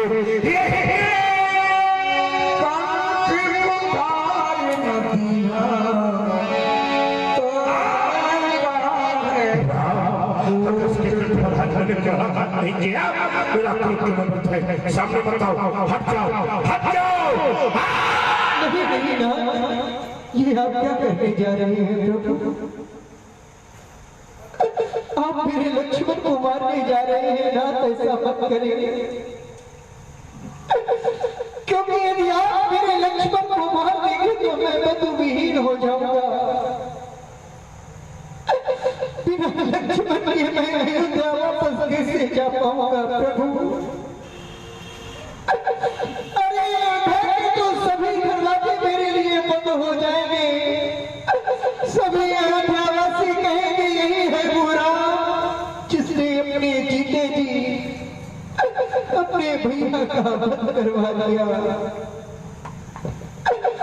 मेरी मां कौशल्या प्रति मेरी राह देखती होगी कि मेरा राम लक्ष्मण को लेकर आने ही वाला होगा। उस राह देखती हुई मां को कैसे धीरज बधा पाऊंगा प्रभु? कैसे समझाऊंगा मैं अपनी मैया को? किसी भी प्रकार से मैंने अपनी मां को समझा दिया, अपने पिताश्री को समझा दिया, किंतु हे नाथ इस संसार में वंश में कैसे समझाऊंगा प्रभु? क्या कहकर के समझाऊंगा मैं अपनी बहन को? हेलो, हाँ, आदरणीय श्री अशोक जी तिवारी बड़े भैया की तरफ से 10 पुष्प मुद्राएं भार्गव परशुराम जी के चरणों में, 10 पुष्प मुद्राएं मर्यादा पुरुषोत्तम भगवान श्री राम जी के चरणों में और 10 पुष्प मुद्राएं लखनलाल जी के चरणों में और 10 पुष्प मुद्राएं आदरणीय श्री व्यास जी के चरणों में समर्पित हैं। बहुत बहुत साधुवाद। हे महाप्रभु, आपने इस फरसे के द्वारा ना जाने कितनी माताओं की गोदी सूनी कर दी, ना जाने कितने भाई को उनके भाई से मिलन कर दिया आपने। क्या आपकी भुजाओं ने आपसे एक ही बार ये नहीं कहा कि हे परसधन हमें विश्राम चाहिए? क्या आपके फरसे ने आपसे एक भी बार ये नहीं कहा कि हे परसधारी अब हमें भी विश्राम चाहिए, अब कितनों का रक्त पिलाओगे हमें? लक्ष्मण मेरा भाई ही नहीं बल्कि मेरे प्राणों का आधार है मेरा लक्ष्मण। इस संसार में मेरे लक्ष्मण को कुछ हो गया तो यह राज जीवित न रह पाएगा। हे महाप्रभु, मैंने सुना है कि आपने इस फरसी के द्वारा अपने ही भाई का वध कर दिया। विचार करने लगता हूँ कैसे किया होगा आपने अपने ही भाइयों का वध। आपने एक ही बात ये नहीं सोचा जिन भाइयों के साथ हम खेले, जिन भाइयों के साथ हमने भोजन किया, आज उन्हीं की रंग से होली खेल रहे हैं। अरे हाँ, देखिए अतुल कुमार जी मिश्रा, अतुल कुमार जी मिश्रा जो कंगरा से आए हुए हैं, इन्होंने 500 रुपए कमेटी को प्रदान किए हैं। धन्यवाद। यह परसधारी राम तो किसी का भी वध कर सकता है, किंतु यह धनुषधारी राम किसी का वध होते नहीं देख सकता प्रभु। जब मैं अयोध्या से चला था तो मेरी मैया ने लक्ष्मण का हाथ मेरे हाथ में दिया था और कहा था राम तुझे कुछ भी हो जाए किंतु लक्ष्मण को कुछ मत होने देना। माँ के द्वारा कहे गए वह अनमोल वचन मैं आपके समक्ष में प्रस्तुत कर रहा हूँ। मेरी मैया ने मुझसे कहा था प्रभु, मैया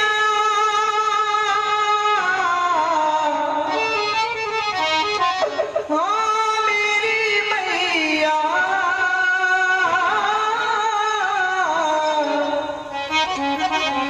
मैया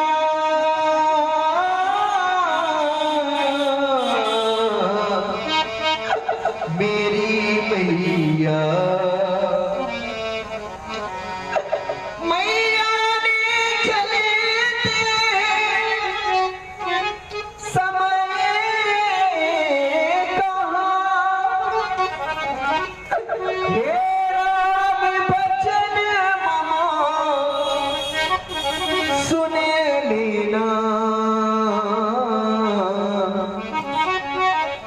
जैसा लक्ष्मण को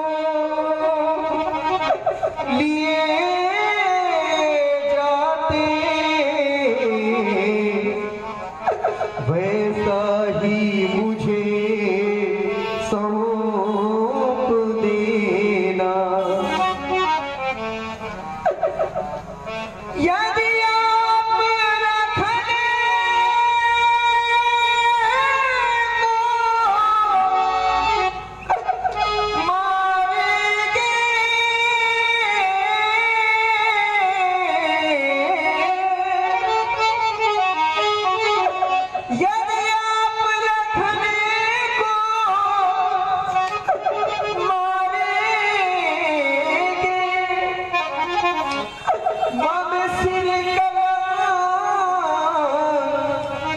लग जाएगा यह मुझसे पीछे आया है, क्या मुझसे पहले जाएगा। मैं बंधु बिना नाथ कैसे, मैं बंधु बिना नाथ कैसे, सो पुर्याथ सिधारूंगा। और मैया पूछेगी मेरा लखन कहाँ,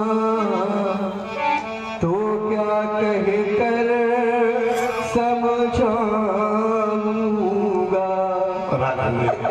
जब मैं अपनी माँ से बताऊंगा कि लक्ष्मण इस संसार में नहीं रहा, तो मेरी माँ का हृदय फट जाएगा। यह सहनी पीड़ा मेरी माँ सहन नहीं कर पाएगी। प्रभु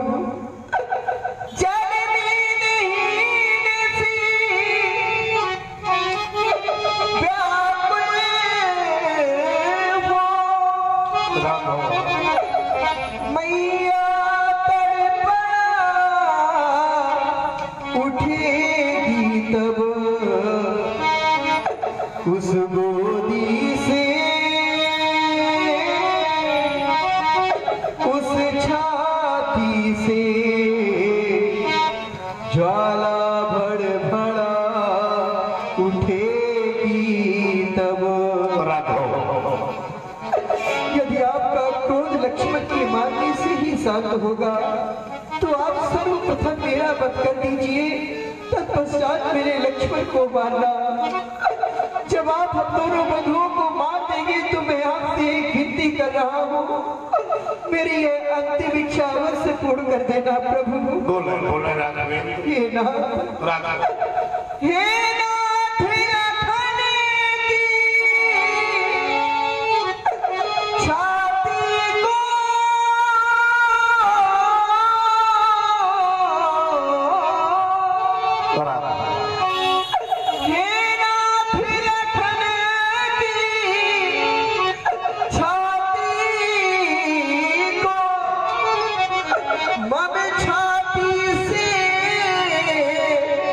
लिपटा देना। यदि संभव हो तो महामुनि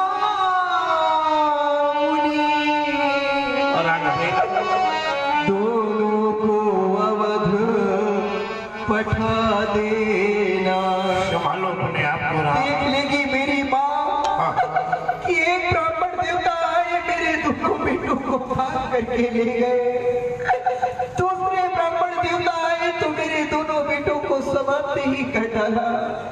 हे प्रभु आज तक हम क्षत्रियों ने किसी के समक्ष में झोली नहीं फैलाई, क्योंकि छात्र धर्म नहीं है, किंतु आज ये राम अपने भैया के प्राणों की भिक्षा मांगता है आपसे। कृपा करके ये भिक्षा मेरी झोली में डाल दे प्रभु। बस वही करो राम। भगवान भिखारी नहीं नहीं राघव उठे राम भैया के प्राणों की भिक्षा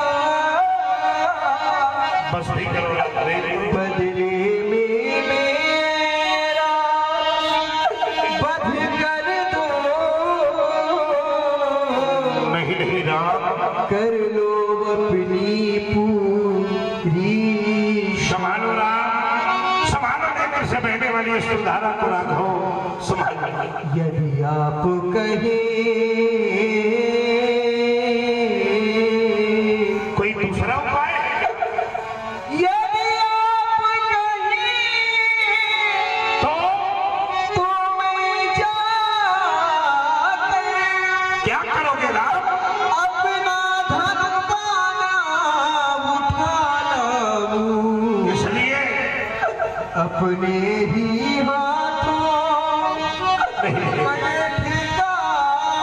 नहीं बेटा नहीं नहीं चरणों में भेंट चढ़ा जाओ संभालो राम अपने नेत्र से बहने वाली इस धारा को आप हमें ऐसे आदेश दें मैं स्वयं अपना मस्तक काट के इनके हाथ के चरण अगर कहीं तुम्हारे नेत्र सचमुच सजल हो गए राम तो सोचो धरती में वो सामर्थ्य नहीं है कि राम की इस धारा को धरती सह सके फट जाएगी ये धरती राम और समाप्त हो जाएगा ये संसार इसलिए हमारा कहना है राम रोना नहीं राम रोना नहीं राम रोना नहीं राम रोना नहीं आंसुओं से धरा फट न जावे कहीं अवगुणों से भरा देखो ना ये अवगुणों से भरा आपका भाई है और बेला बलिदान की तो अभी आई है मैंने सोचा था कर दूं उसी समय तुमने अपनी माता की भावभीनी प्रस्तुति हमको सुनाई आखिर परशुराम भी तो किसी माता का ही लाल है अगर मैंने दोनों में से किसी एक को मार दिया तो तुम्हारी माँ के देखे हुए शुक्र का क्या होगा बेटा अरे पिछड़ोगे तुम दोनों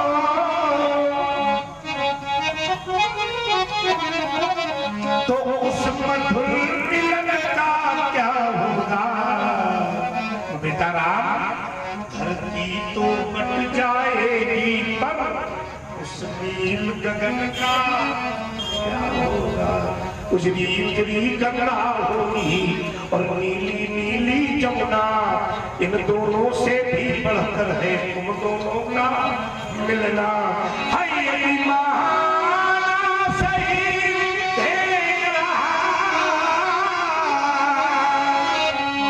तो उस नए सजन का क्या होगा धरती तो बट जाएगी पर उस नील गगन का राम नहीं मारा जाए हेलो हाँ देखिए आप लोग सुंदर अभिनय देख रहे हैं इससे प्रभावित होकर आदरणीय श्री रमेश जी यादव फौजी भैया इनकी तरफ से क्रमशः 10-10 पुष्प मुद्राएं चारों विभूतियों को भगवान राम भगवान श्री लखनलाल आदरणीय व्यास जी और भगवान भार्गव परशुराम जी के लिए और इसी क्रम में सोनू गुप्ता जी इन्होंने भी 10-10 पुष्प मुद्राएं क्रमशः सभी पात्रों को दिया है और बड़े भैया अशोक जी तिवारी इन्होंने 10 पुष्प मुद्राएं भार्गव परशुराम जी के चरणों में और 10 पुष्प मुद्राएं मर्यादा पुरुषोत्तम भगवान श्री राम जी के चरणों में न्यौछावर की है। बहुत बहुत साधुवाद।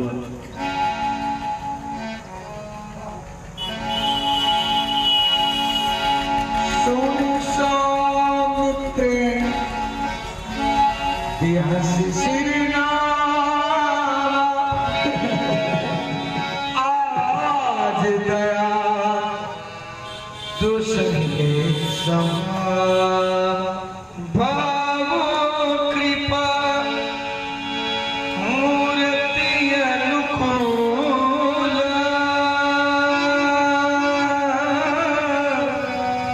बोलत भजन झरत जन भूल। कृपा की वाई चली तो मूर्ति अनुकूल हो गई वचन ऐसे बोल रहे हैं जैसे मानो फूल झड़ गए हैं। पारी कृपा की मूरत। अभी अभी व्यास जी एक वृक्ष हमने देखा था, उस वृक्ष में बड़े बड़े कांटे लगे थे।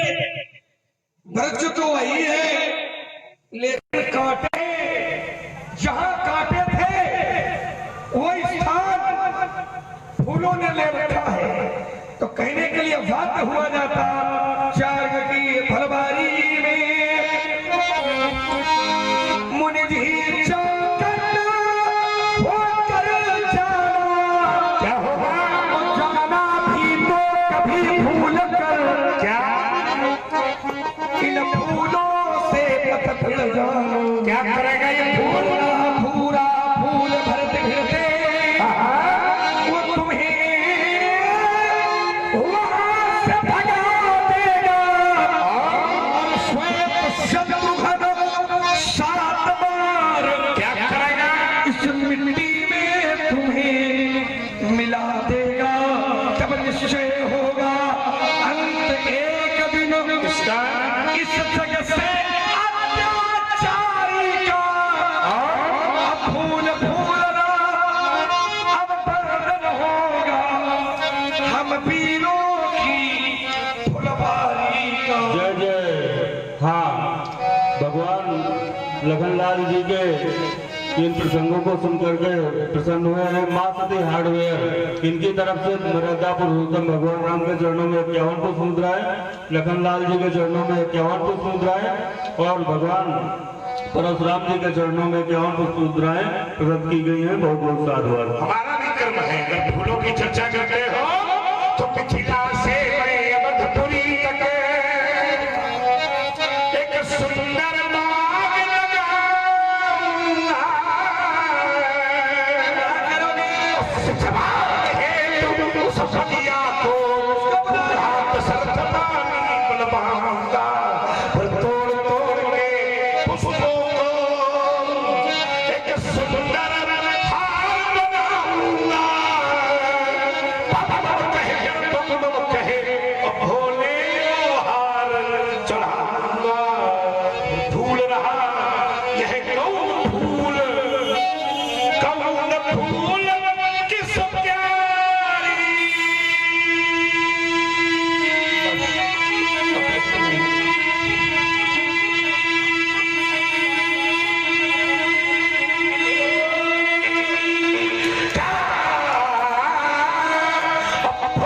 फूलना होगा हम ऋषियों की फुलवारी का।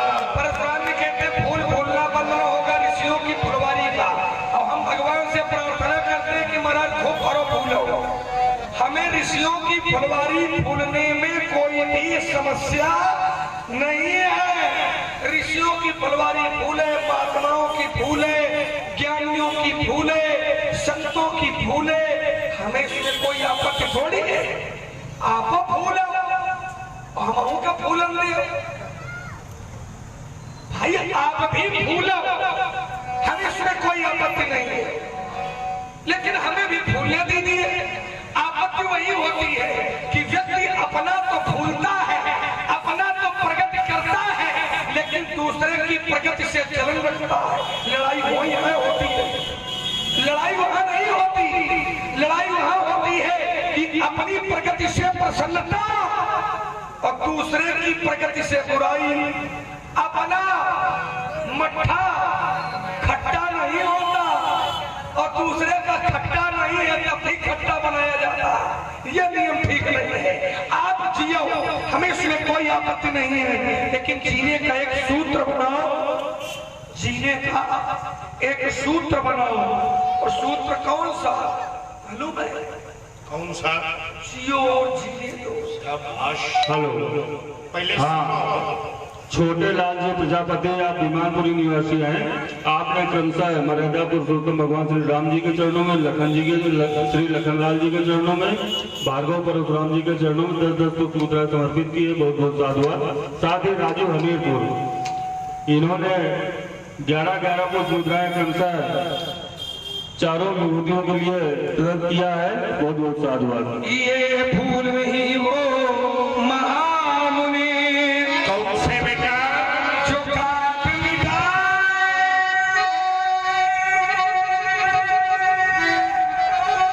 जाते हैं।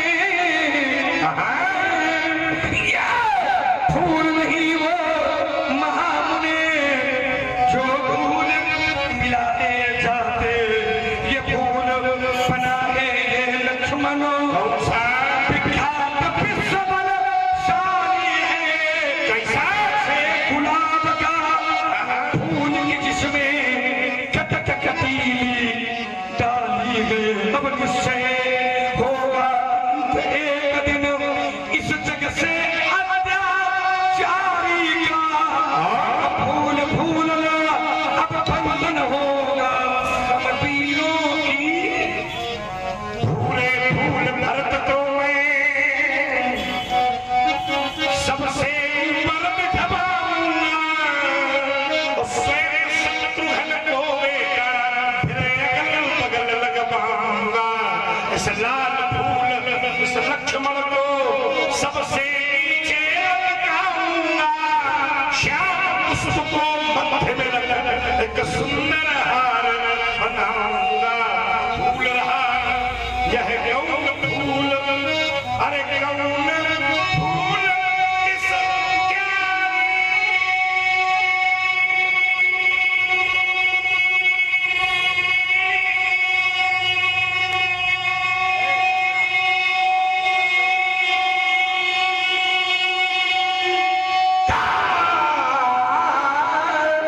फूल फूलना बंधन होगा हम भगवंशी फलवान का।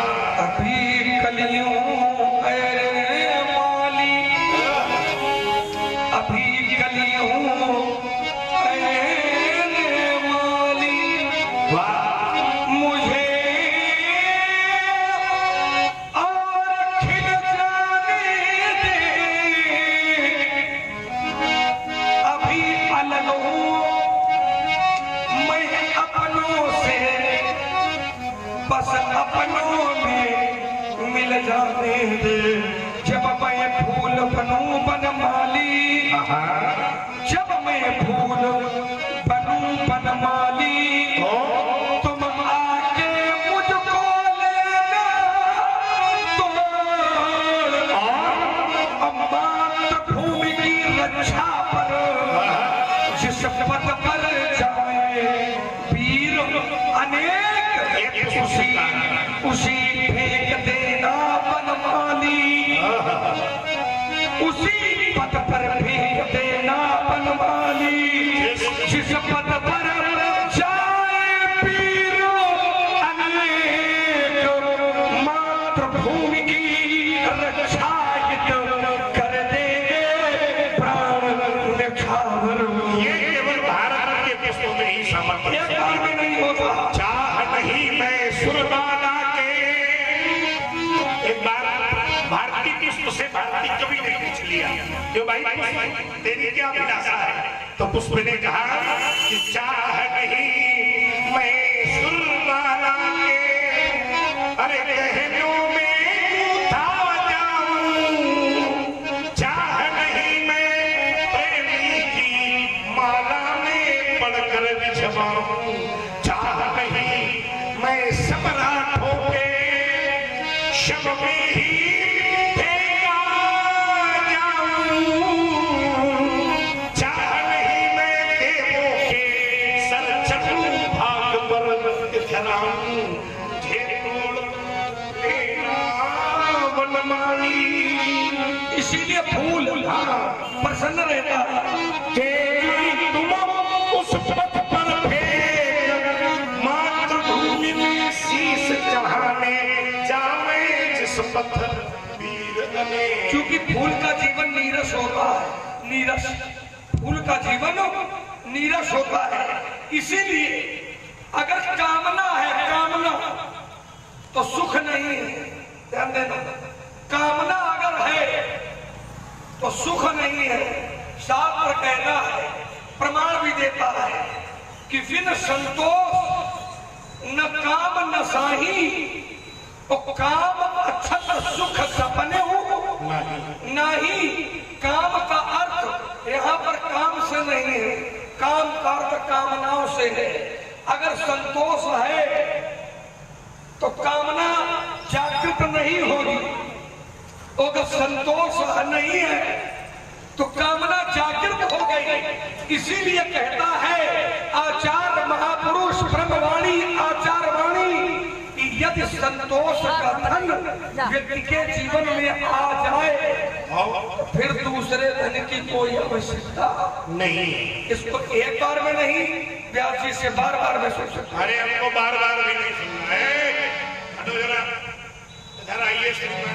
क्यों हटे? बैठे बैठे मुस्कुरा रहे हैं और भैया का मोर्चे में लगा रहे हैं, तो समझ गए।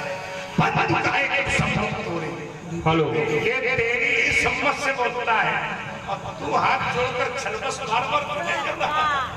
देखो भैया, तुम्हारा जोड़ है, ये हमारे जोड़ का नहीं है। तुम धनुषधारी राम हो, अरे हटो, तुम धनुषधारी राम हो और हम परशुधारी।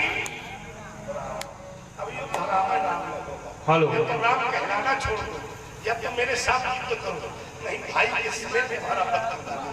क्या तुमको भी अहंकार हो गया है? अहंकार कैसा हो गया?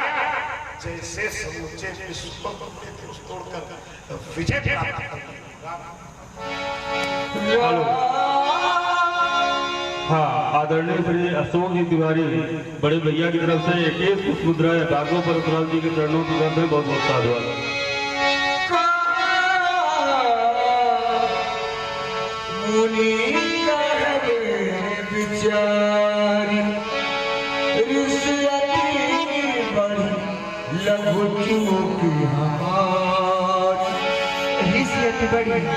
लग चूक हमारी, हमसे थोड़ी सी चूक क्या हो गई, आप अपना बड़ा क्रोध कर रहे हैं।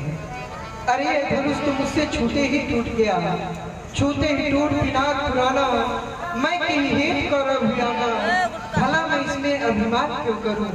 विप्रवंश की यश प्रभुताई, अभय होश हो तुम्हें दे। सोने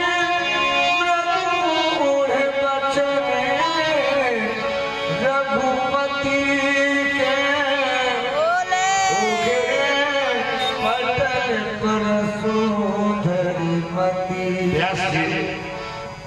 आपने कहा पर गुड़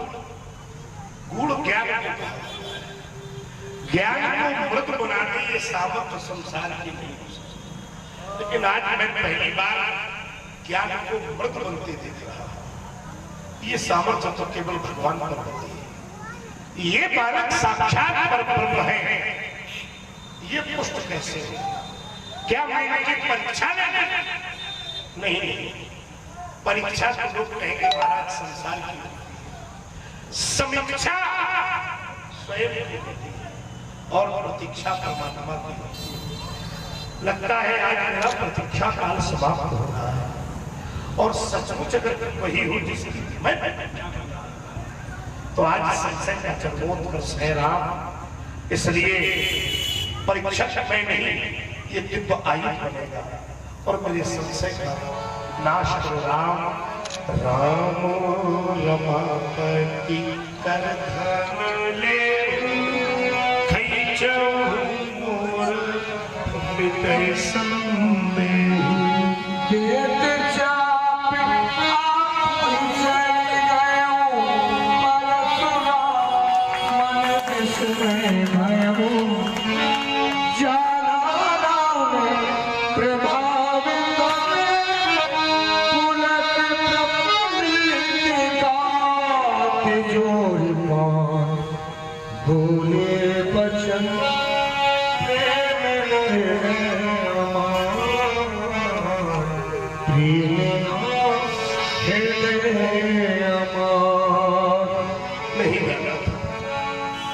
मिथिलावासी कहेंगे एक क्षण पहले जिनको मारने की बात कर रहे थे, परशुराम हमारे जीवन में इतना बड़ा परिवर्तन, उनके सामने हाथ जोड़कर खड़े हो गए। आखिर ऐसा क्या जाना? मैंने जो जाना है अगर मिथिला का हर व्यक्ति जान जाएगा तो धराधाम पर आना ही सफल है। क्या जाना है मैंने? शेष गणेश महेश दिनेश सुरेश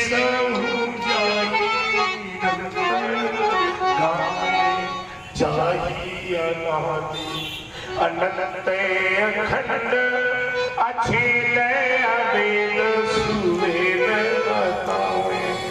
अरे नारद से सुख व्यास गए पछिहारी गए पुनि पार पाए।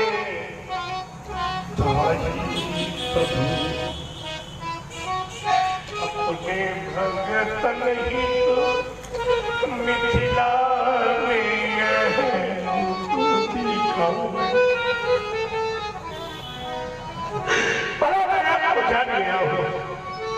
तो मेरे साहित्य में वो सामर्थ्य नहीं है नारायण जिनसे मैं आपकी प्रशंसा कर सकूं। अरे करहु का मुख एक प्रशंसा जय महेश मन मानस हंसा। अचित बहुत कहुआ क्या क्षमा मंदिर को कौन है ये? मैंने भूला। राम है सब में रमान, राम में संसार है और जिसे समझते हो सीता वह ब्रह्म का अवतार है। सभी लोग अपने स्थान पर खड़े हो जाइए और दो बार मेरी प्रभु की सेवा के लिए अपनी वाणी को पवित्र करते हुए दो बार प्रभुनाम संकीर्तन सब लोग करेंगे।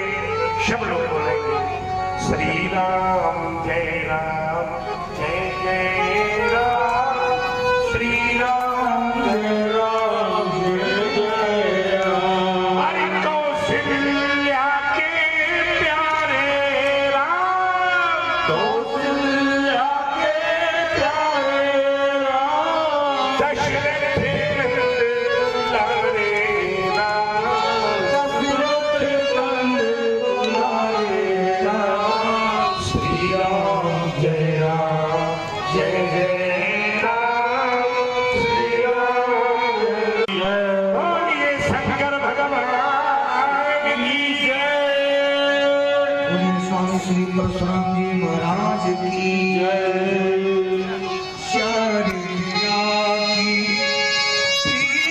जगत में चार बिना के नाते हैं, चार बिना की जगत में चार बिना के नाते